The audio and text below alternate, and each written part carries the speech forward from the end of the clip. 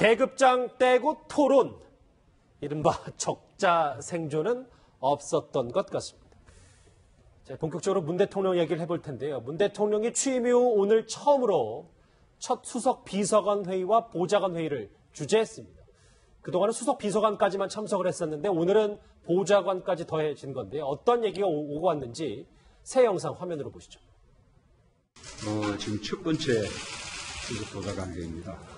저로서는 10년 만에 수석 보좌관 회의를 하는 거였어요. 여러모로 아주 감회가 깊습니다. 문재인 정부답게 새롭게 하는 겁니다. 수보회의는 대통령 지시사항을 전달하는 회의가 아닙니다. 다 함께 공유하고 토론 통해서 결정하는 회의. 사실은 보면 재킷도 입고 이제 딱딱한 의자에서 모두 발언하고 뭐 질문도 없이 했던 게 이제 과거 전례였다면 오늘 저걸 보니까 확실히 많이 바뀌었다는 생각이 들긴 드네요, 이종호 박사. 네, 그렇습니다. 뭐 평상시에 이제 저런 식으로 늘 가야 되는 거죠. 그러니까 워낙이 이 기존에 있던 그 대수비, 그러니까 대통령이 주재하는 수석비서관 회의가 너무 의전에 치중했다라고 하는 지적들이 많았거든요. 큰 대형 회의실에서 각자 앞에 마이크 놓여 있고 뭐 이런 식으로 해서 멀찍이 떨어져서 그냥 말하기도 힘들고 뭐 이런 시기였기 때문에 우리도 좀 미국 대통령처럼 이렇게 대통령이 이렇게 라운드 테이블에 이렇게 참모들하고 앉아서 이렇게 회의하는 거 이런 거 좀 보고 싶다 이렇게 이제 얘기를 이제 많이 했어요. 그래서 이제 완벽하게 미국처럼 이렇게 한꺼번에 환경을 바꿀 수 있는 건 아니기 때문에 일단은 오늘 이제 보면 지금 이제 화면이 나옵니다만 넥타이도 다 풀고 그다음에 이제 자켓도 벗고 그리고 또 오늘 이 받아쓰기도 안 하기로 했다는 거 아닙니까? 그러니까 박근혜 전 대통령 시절에는 대통령 말씀을 다 받아쓰기 안으로 전부 고개 푹 숙이고 이랬거든요. 자, 이제 그런 거하고는 좀 다른 이제 그런 모습이 이제 보이는 건데 확실히 좀 자연스러워진 건 맞고요. 그리고 뭐 이제 명칭도 이제 바뀌었네요. 보니까 대통령 스스로가 수보회의라고 얘기를 했는데 예전에는 대통령이 참석하는 회의를 이제 대통령 참석한다 그래서 대수비, 그러니까 수석 비서관 회의였는데 이제 비서관 말고 보좌관이 이번에 생기지 않습니까? 그래서 이제 이 수석 보좌관 회의로 이제 이름을 이제 바꾼 것 같아요. 그래서 수보라고 하는 이제 이런 표현을 썼는데 뭐 언론에서는 대수보로 앞으로 이제 부르지 않을까. 이렇게. 저 이제 앞으로 좀 입에 잘 익어야 되겠죠. 그러니까. 수보에. 네. 연습들 다 하셔야 될 것 같아요. 여민간, 미민간 놓고도 요즘 계속 기자들조차도 좀 이제 헷갈려서 논란이 되고 있고 그렇지 않습니까? 이 탈권위 얘기를 하셨는데 그러면 실제로 진짜 오늘 수보회의는 어떤 분위기였는지 저희가 따끈따끈한 영상을 준비했습니다. 화면으로 만나보시죠. 대통령 지시사항에 대해서도 이견을 얘기할 수 있습니까? 그런데 그것이 나중에 바로 잡더라도 대통령 지시에 대해서 이견을 제기하는 것은 해도 되느냐가 아니라 해야 할 의무입니다. 지시사항 옆에다가 소수의견으로 발표되어 반대견이 있었다라는 것까지도 함께 나가도 좋습니다. 아주 격이 없는 토론이 필요한데 그래서 미리 정해진 결론은 없습니다. 이 대통령의 참모가 아니라 국민의 참모다. 그런 생각으로 자유롭게 말씀해 주십니다. 받아쓰기 이제 필요 없습니다. 예, 뭐 말씀하신 것처럼 명칭도 바뀌었고 참석하는 대상자 범위도 넓어졌단 말이에요. 네, 맞습니다. 이 영상 속 대화 내용처럼 소수 의견, 반대 의견 뭐 자유롭게 낼 수 있을까요? 저는 그렇게 될 거라고 보고요. 또 그렇게 돼야지 되는 거죠. 한 사람의 머리보다 10사람의 머리가 훨씬 더 많은 아이디어를 뽑아내고 그 10사람의 아이디어를 통해서 국정을 운영하면은 훨씬 더 민주적인 방식으로 운영되지 않겠습니까? 그게 너무 자연스러운 건데 박근혜 정부 시절에 그 자연스러움이 이루어지지 못했다는 게 오히려 더 문제가 아닐까 싶은데요. 아마 박근혜 정부 시절에 그때 대수비를 보신 분들은 아실 거예요. 대통령이 앞에서 마이크 잡고 얘기하면은 장관이나 수석 비서관들이 열심히 막 받아 적잖아요. 그래서 수첩에다 적은 게 나중에 가서 사초 수준으로 나왔다. 이제 이런 얘기까지 나오고 있는 게 바로 그 회의 자리에서 나오는 얘기인데요. 그러니까 대통령하고 의사소통이 되는 게 아니라 대통령이 일방적으로 지시하는 기자회견을 하는 듯한 이런 이제 그 회의가 이루어졌는데 박근혜 정부의 지금 회의 모습이 잠깐 지금 화면에 나오네요. 아무 말 안 하잖아요. 그러니까 대통령하고 대화를 해야 되잖아요. 토론을 하거나 제 의견이 이렇습니다. 그럼 대통령이 그거 아닌 것 같은데 그러면 아니요 다른 방법들이 있습니다. 이런 얘기가 오고 가야 되는데 그렇게 안 하고 대통령이 지시하면 그 지시를 받아 적는 회의일 수밖에 없었던 거였는데 그런 회의에서 이번에 수보회의를 바뀌면은 참석자 범위도 넓어지고 실무형 회의가 될 가능성이 높아지는 거죠. 그럼 자연스럽게 토론도 이루어지고 또 이곳에서 토론을 통해서 결정된 내용이 부처로 내려가게 될 경우에 부처에서도 다양한 의견들이 수렴될 여지가 생겨날 수 있다. 그런 면에서는 굉장히 긍정적이라고 저는 생각합니다. 그러니까 지금 화면에 보시면 저희가 본관도 아니고 여민관이거든요. 그러니까 장소도 바뀌고 스타일도 바뀌고 토론 형식도 바뀌었어요. 그래서 이제 오늘 뭐 윤영찬 수석이 이제 취재진 앞에서 산무회의다라는 얘기를 했어요. 화면으로 한번 일목요연하게 정리한 게 있는데 보면 받아쓰기도 없고 이제 사전에 결론을 다 내놓고 하는 회의도 아니고 계급장도 다 뗐다는 얘기인데 저 이현정 의원. 네. 뭐 제가 꼭 집어서 비판하겠다는 건 아니지만 네. 저게 실제로 되는 게 다 직장생활 해봐서 이렇게 쉽지 않은 건 다 아는 거 아니겠습니까? 맞습니다. 이게 뭐 해보신 분은 압니다. 그게 얼마나 어려운지. 그러니까 사실은 노무현 전 대통령도 초기에는 저렇게 했어요. 근데 이제 집권이 이제 1년차, 2년차, 3년차 갈수록 점점 노 대통령의 말이 많아지고 비서들이 말이 없어져 갑니다. 그러니까 그런 현상들을 빚거든요. 처음에는 많이 듣습니다. 근데 듣는 것 자체가 보면 굉장한 인내력이 필요해요. 그리고 또 시간적인 제약도 많습니다. 여러 가지 뭐 주제가 많이 논의되다 보니까 이게 길어지면 사실은 이게 어떤 회의의 효율성 때문에 자꾸 이제 줄이다 보면 쓸데없는 이야기 예를 들어서 뭐 하는 사람들 같은 경우는 그냥 자 그만하시고 뭐 이렇게 이제 되는 거거든요. 그러니까 노무현 대통령도 말기에는 보면 회의할 때 보면 굉장히 좀 짜증을 내고 말을 자꾸 많이 하는 사람들한테 좀 실증나게 하고 이런 걸 하다 보니까 결국 참모도 눈치가 있잖아요. 내 이야기를 하면 대통령이 싫어한다 눈치가 있으니까 말을 안 합니다. 그러면 점점 더 회의는 조용해지고 대통령의 일방적 지시로 끝나버리거든요. 그러니까 항상 시작은 저렇게 좋습니다. 그렇지만 저게 이제 과연 5년에 가는가? 그거는 제가 볼 때는 아마 문재인 대통령의 인내력에 좀 달려 있는 것 같아요. 회의가 너무 회의적이신 거 아닙니까? 그러니까 예를 들어서 회의를 주재하시는 분이 인내력이 정말 있어야 됩니다. 그러니까 어떤 이야기든지 들어줄 수 있는 인내력이 있어야 되고 그것에 대해서 이제 할 수 있는 뭔가 좀 이렇게 정리할 수 있는 능력이 있어야 되는데 저 많은 참모들이 한마디만 해보십시오. 시간 자체가 얼마나 걸리겠습니까? 그렇기 때문에 저런 회의 자체가 물론 시작은 굉장히 좋습니다. 왜냐? 결론부터 이야기 안 한다는 건 옛날에는 딱 대통령이 이야기하면 그게 가이드 아니에요. 더 이상 이야기할 수가 없습니다. 근데 지금은 이제 결론을 대통령이 마지막에 낸다는 것이거든요. 그러니까 그런 회의 자체 형식은 정말 좋지만 저거 자체가 이제 효율성을 가지기 위해서는 앞으로 아마 대통령의 많은 인내력과 또 참모들도 상당히 준비를 많이 해서 정제된 이야기를 할 필요가 있습니다. 문 대통령에게 달렸다 이런 근데 제가 화면을 보면서 오게티 하나를 발견했습니다. 뭐냐면 대통령이 자켓을 벗고 넥타이를 풀으니까 거기 참석한 전원이 다 넥타이 풀고 셔츠 차림으로 저 자켓은 다 의자에 걸었어요. 그러니까 저것도 너무 천편일률적이지 않나요? 그러니까 뭐 넥타이 맨 사람도 있을 수 있는 거고. 문 열자마자 아무나 다 넥타이 벗고 이래야 되는 겁니까? 예, 그건 또 아니고. 그러니까요. 그러니까 사전에 공지를 한 거죠. 그러니까 이제 그거 지침에 따라서 이제 저렇게 이제 입고 온 건데, 그러니까 저것도 사실은 이제 깨져야 되죠. 어떤 사람은 뭐 추우면 자켓 입고 올 수도 있는 거 아닙니까? 그렇기 때문에 제가 발견한 오늘의 오게티였습니다. 알겠습니다.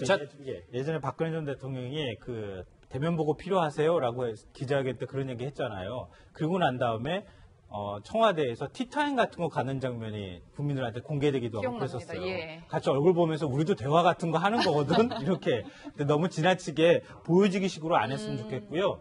뭐 또 하나 교훈이 있잖아요. 송민순 전 장관의 회고록 문제.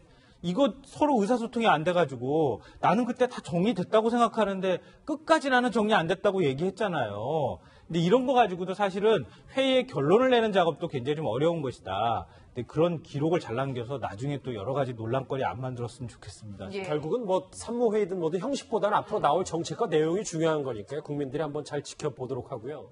사실 어제에 이어 지금 이 시각에도 국회에서는 이낙연 총리 후보자에 대한 인사청문회가 진행되고 있습니다. 어제 핵심 논란은 이거였는데 그 목소리부터 한번 들어보시죠.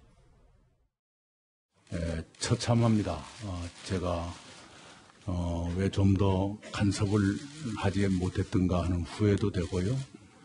아주 그 어리석은 생각에 그런 일이 저질러졌구나. 뒤늦게 왜 그런 엉터리 같은 생각을 했느냐고 다그쳤더니 몹시 후회하면서 그런 얘기를 했습니다. 뭐 위장 전입 관련된 이제 지적을 하고 계신데 저희는 문자 폭탄 이야기를 좀 해보고 싶은데 이게 무슨 얘기인가요? 그렇습니다. 아마 혹시 들어보셨습니까? 천상클럽이라고. 지난 그 대선 기간 동안 그 문재인 후보에 대해서 어떤 그 비판적인 얘기를 했을 때에 문재인 후보 지지층이 그 상대방 그 비판하는 측에 특히 국회의원들한테 문자 폭탄을 보내서 받은 문자가 1000개 이상이 가입된 국회의원 클럽을 천상클럽이라고 했는데 대선이 끝나고는 그것이 없어졌나 했는데 이번 이 청문회에 다시 들어갔다라고 해서 상당히 그 논란이 되고 있는데요. 어제 같은 경우에 그 야당으로서는 사실 각을 세울 수밖에 없었는데 자유한국당의 박명재 의원을 비롯해서 그 국민의당 같은 경우에도 의원님들이 상당히 이런 부분에 대해서 하는데 실제로 이런 부분이 개인적인 어떤 그 차원에서 보냈다라고 하면은 어떻게 보면 의사 표현의 자유라고 할 수도 있을지 모르겠지만 이것이 조직적으로 해서 이와 같은 그 청문회 업무를 하는 분한테 문자를 보내서 그 어떤 비판을 하지 못하겠다라고 한다면은 경우에 따라서는 위계에 의한 업무 방해가 될 수도 있습니다. 법적으로도 문제가 있는 그렇습니다. 그렇기 때문에 왜냐하면 진행하는 과정에 문자가 계속 와서 도대체 이걸 못하겠다고 할 정도가 아닙니까? 그렇기 때문에 이런 부분에 있어서는 어떻게 보면은 따뜻한 시선도 그 비판적인 시선도 필요하고 따뜻한 시선도 필요한데 이 부분에 대해서 차분히 어떻게 보면 국회의원들이 어떤 공방을 벌이는 그 과정을 어떻게 지켜보는 그런 어떤 성숙한 자세가 필요한 것이 아닌가 싶습니다. 오늘 저는 사실 반론이 있습니다. 이게 뭐냐면은요, 그러니까 너무 비난성 문자를 보내거나 이것도 그 국회의원이 정당한 주장을 하거나 정당한 방식으로 지적을 하는 것까지 그걸 너무 지나치게 비난하는 것은 저도 바람직하지 않다고 생각하는데요. 저 문자들이 많이 들어온다는 얘기는 좀 크게 넓게 생각하면 국민들이 지금 정치 참여에 대한 욕구가 엄청나게 많다. 그러니까 어떤 문제들을 볼 때 그걸 참지 않고 그대로 그냥 표출하고 있다고도 볼 수 있고요. 이게 여기 이런 자리에서 표출이 돼서 그렇지 저는 오히려 앞으로 국민들이 국정 운영하는 데라든가 국회 운영하는 데 있어서 뭔가 국회의원들이 잘못하고 그러면은 진짜 이렇게 무시무시하게 문자 폭탄도 좀 보내주고 그 댓글도 좀 많이 남겨가지고 국회의원들이 한번 위임받은 권력이라고 해서 마음대로 행사하지 못하도록 그러니까 국민들을 계속 의식하면서 정치할 수 있도록 해주는 것도 한 방법이다. 근데 너무 지나치면 안 되지만 이게 잘못이라는 게 본인이 이제 주관적으로 생각하는 거면 청문회 업무에 진짜 마비가 되면 그 받는 사람 입장에서는 좀 많이 억울할 수도 있는 부분은 아니겠어요? 그러니까 그 큰 틀 안에서 국민들이 정치 참여 욕구가 표출되는 것 자체가 무조건 나쁘다고 생각하지는 않는다는 것이고요. 예. 그런 과정에서 이게 적절한 질문을 하거나 아니면 적당한 어떤 문제 제기를 했을 때까지 너무 지나치게 하는 것은 문제가 있지만 그걸 또 너무 이런 걸 하면 안 됩니다라고 하는 것도 저는 또 나쁘다고 생각하기 때문에. 그런데 뭐 이런 현상은 앞으로도 계속 이어질 겁니다. 아마. 그러니까 국민들이 굉장히 그야말로 이제 주권의식이 굉장히 높아졌기 때문에 적극적으로 의사표명들을 이제 할 거라고 그래요. 그런데다가 할 거라고 생각을 해요. 게다가 뭐 표창원 의원이 사실 지난번에 다 이 의원들 휴대폰 번호를 공개를 하는 바람에 더욱더 이게 지금 이제 용이해져 버린 이제 그런 그 상황이죠. 자, 그런데 그럼에도 불구하고 이 좀 정제되지 않은 표현들, 그러니까 특히 욕설을 막 보내고 이러는 것은 정말 문제입니다. 그래서 이런 거 보내는 분들은 좀 앞으로 좀 많이 좀 자제를 해주시길 좀 당부를 조금씩 이제 뭐 세 분의 전문가들의 의견이 조금씩은 다른데 오늘 자유한국당 박명재 의원은 문자폭탄으로 욕을 하도 먹어서 배가 부르다 뭐 이런 청문회에서 얘기까지 했습니다. 그 목소리와 함께 이낙연 후보자의 목소리도 연이어서 들어보시죠. 밤새 잘 주무셨습니까? 예. 마찬가지겠습니다만 밤새 그 문자폭탄에 시달려가지고 욕은 하도 많이 얻어먹어서 배가 좀 부르는 그런 실정입니다.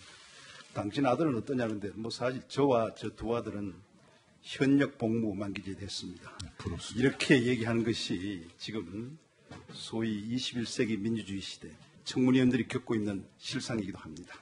뭐 표현의 자유는 누구에게나 있으나 그러나 또 상대의 표현의 자유도 존중해 주시는 생각을 가져주셨으면 좋겠습니다. 우리 의정활동의 일부는 그 나름대로 존중받아야 한다 이렇게 생각합니다. 자제해달라는. 예. 네, 이낙연 후보자 입장에서는 좀 곤혹스러운 면도 있을 것 같아요. 근데 이게 지금 사실은 뭐 어제 오늘의 문제가 아니라 지난 이미 선거 과정에서부터 이제 여러 가지 드러난 문제인데 물론 뭐 표현의 자유라든지 의사의 어떤 표현을 수단으로 할 수가 있는데 근데 그 지금 수준과 그 내용 자체가 보면 이거는 제가 볼 때는 어떤 순수한 어떤 의견 표명이나 어떤 뭐 이런 정치권에 어떤 뭐 영향을 미치는 이런 거 아닌 것 같아요. 왜냐하면 이 문자 보내는 그 어떤 내용들을 보면 대부분 욕설입니다. 짧은 욕설들이고 너는 갔다 왔냐 뭐 이런 식의 이야기 있지 않습니까? 자, 그런 식의 문자를 예를 들어서 한두 문자도 아니고 예를 들어서 저렇게 집중적으로 보낸다는 것은 우리가 좀 예를 들어서 이거는 뭔가 개인적으로 보내는 것보다는 뭔가 조직적으로 하는 것이 아닌가라는 의심을 갈 수밖에 없죠. 왜냐하면 저 문자 한 번에요. 옛날에 그 박지원 의원 같은 경우는 2만 개를 받았어요. 그게 말이 되는 소리니까 그게 한 번에 예를 들어서 그것도 전부 다 욕설을 받아보십시오.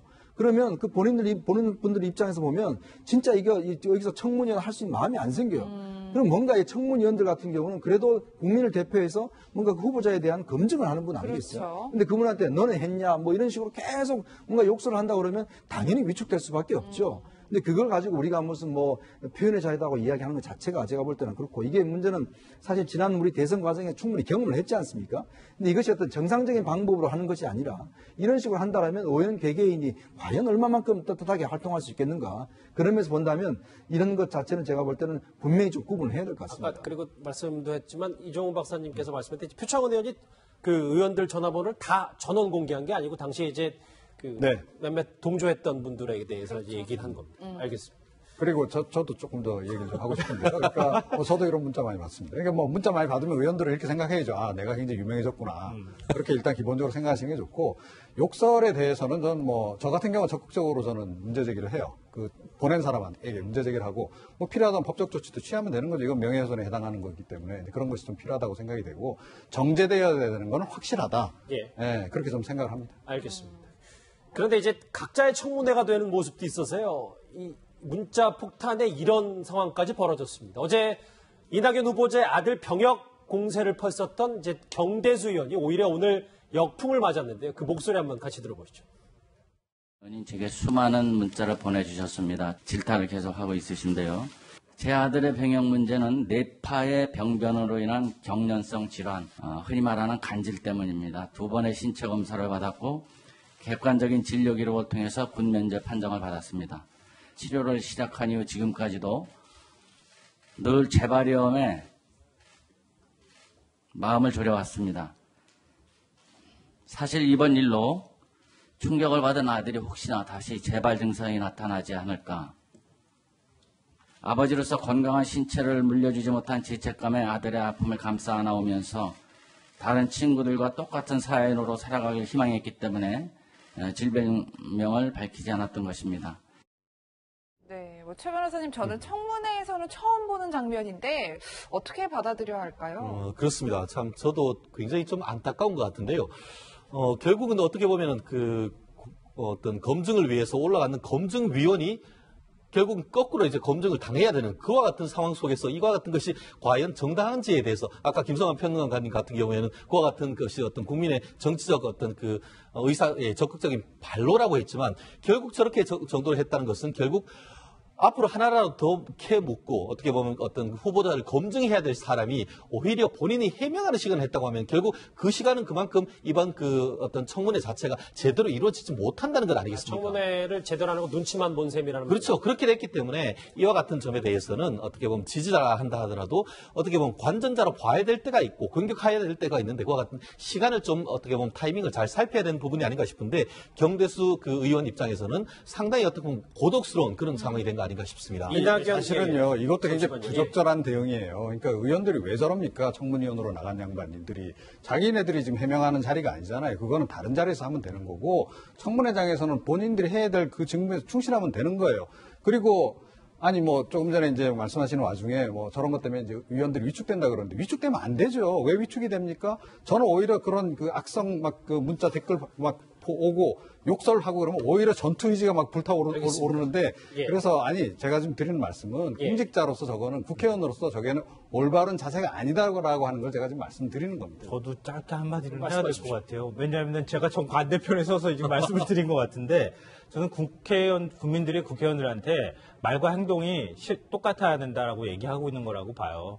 그러니까 청문위원으로서 다른 사람의 잘못을 지적하고 추궁하기 위해서는 당신도 그렇게 떳떳하라고 지금 얘기하고 있는 겁니다. 그러니까 당신이 떳떳해야 남을 또 잘못을 질책할 수 있는 거 아니겠어요? 근데 우리 그동안의 정치인들 모습 보면 자기는 할 거 다 하면서 남의 잘못은 굉장히 많이 밝히고 막 들춰내고 이런 일들을 해왔잖아요.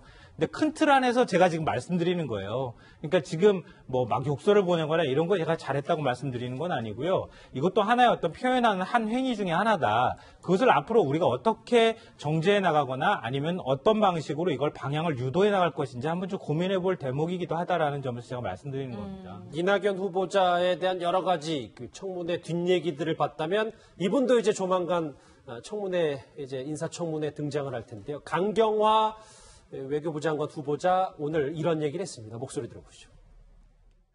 예, 아무래도 추가 도발이 있으면은 북한보다 강력한 제도를 부여해야 된다고 생각하는데 제가 여러 가지 그 외교 사안에 대해서는 그 업무 보고를 받은 다음에 좀 더 깊이 있는 그 답변을 드릴 수 있는 것 같습니다. 외교 사안에 대해서는 그럼 이중국적이랑 위장전입 문제 청문회에서 어떻게 대응하시겠어요? 예, 청문회에서 보다 더 소상히 말씀드리겠습니다. 새 정부에 갑자기 위장 전입이 이 현종에 이제 화두가 됐는데 강경화 후보자는 어떻게 잘 넘어갈 수 있을 것 같습니다. 그래서 지금 이제 위장 전입 문제 오늘 아마 그래서 이제 바른정당의 주호영 이제 원내대표 같은 경우는 위장 전입도 좀 기준을 만들자라고 이제 제시했어요. 예. 근데 워낙 위장 전입 자체가 이제 일반화되다 보니까 그렇죠. 특히 지금 뭐 역대 지금 청문회 나온 사람들 중에서 사실 위장 전입 안 하면 지금 나오지 못하는 뭐 그 정도까지 지금 되는 거 아니겠습니까? 근데 그런 면에서 본다면 예전 같으면 기준이 보면 그래서 부동산 투기를 위한 위장 전입 이것까지는 사실은 이제 상당히 좀 문제가 됐었잖아요. 근데 이제 애들 학교 학구 이것도 사실 이제 지금 이제 문제가 되는 것이고 이제 사안마다 조금씩 좀 차이는 있는 것 같아요. 예를 들어서 지금 이제 그 이낙연 후보자 같은 경우는 이제 부인이 예를 들어서 강동구에 있다가 강남구에 좀 학교를 옮기고 싶어서 강남구에다가 이제 이전을 한 거 아니겠습니까? 이제 그런 면에서 본다라면 이 위장 전입의 문제 이것도 자체도 그렇고 지금 워낙 이제 이거 자체가 그냥 너무나 다 당연시 되어버리는 그런 좀 측면도 있습니다. 그래서 문재인 대통령이 이게 선거 때마다 이야기를 했지 않습니까? 위장 전입에 대해서는 엄격하게 좀 하겠다고 했는데 그렇죠. 이게 하나둘씩 허물어지면 사실 이제 위장 전입이 너무 당연시 되는 것이고 그렇다면 아예 위장 전입이라는 말을 없애버려야죠. 그러니까 예를 들어서 그냥 마음대로 그냥 주소지 옮길 수 있도록 법을 바꿔버리면 되는 것인데 이 제도가 있는 이상은 우리가 지켜야 되는 게 저는 원칙이 맞다고 봅니다. 네.